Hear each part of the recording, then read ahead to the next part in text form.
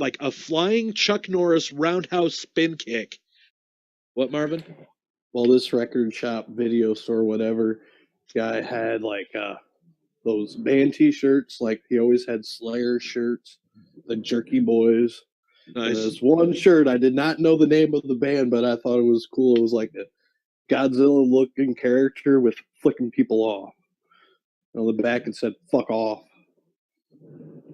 That's pretty cool. But he was all into, like, he would have all the Korn stuff up before anybody knew about Korn, shit like that. That's badass, dude. Korn was sick. Dude. Back when that Follow the Leader album came out, and he had to straight up, when you bought the CD, he straight up told you had to wait to track 13 because he already opened it and found out the hard way. Yep. So he was telling people, it doesn't play until track 13. Yeah, because the first 12 tracks are just like a 2-second skip track. Skip track, skip track, skip track.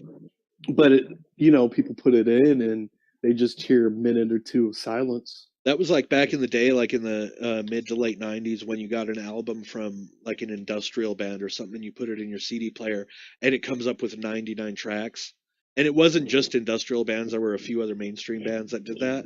But it's like 99 tracks, and then it was mostly just like skip tracks until you get to the hidden track at the end.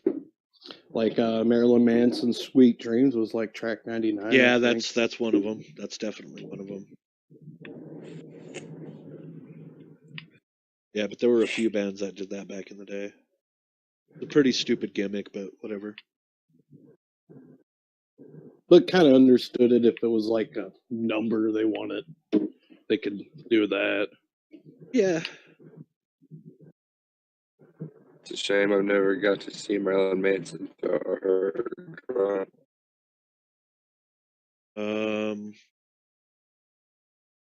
Before his sex change, or before he had tits.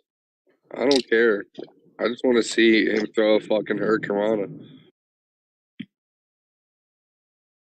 A super Hurricanrana while we're at it. Dragonrana? Yeah, sure. Why not? Might as well. Fuck it. You know, those all fall under the head scissors category. Oh yeah, Korn.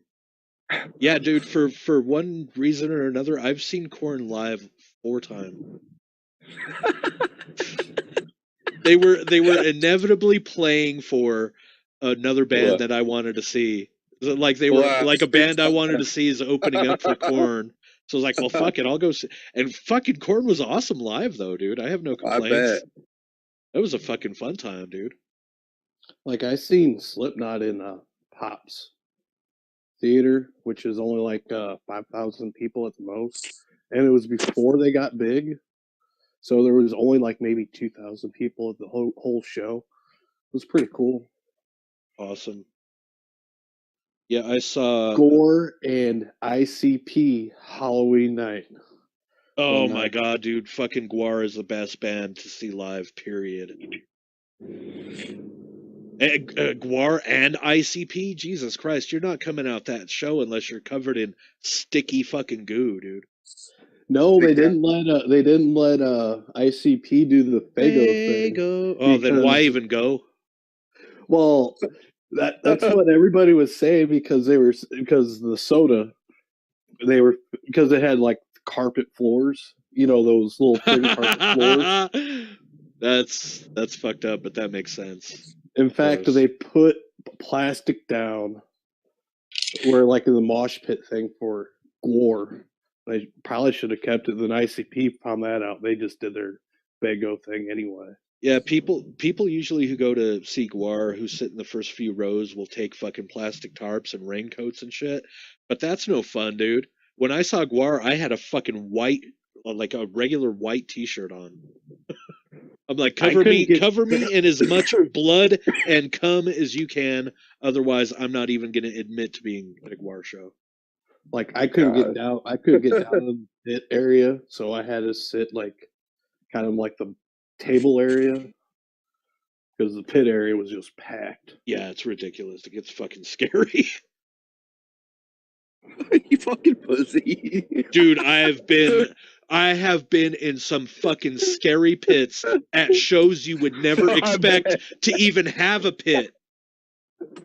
Yeah, You guys, that's Jaguars. one These were the section pits joint. where they would actually be straight up fights, knock down, drag out fights. Then they'll get up and smoke a joint together. Yeah, I've seen everything, dude. I saw this guy knock out another guy with a flying Chuck Norris roundhouse spin kick in a mosh pit at a fucking Slayer show, dude. I went to see I I'm went fucking done with you. Goodbye. I went to see Slayer at the Denver. He hangs up. I saw Slayer at the Denver Coliseum in 1997, I think. I had 104-degree fever. It was raining the whole fucking day. We had like upper tier seats, so our seats weren't terrible, but we had a full view of everything. They weren't great either, but at least we weren't on the floor.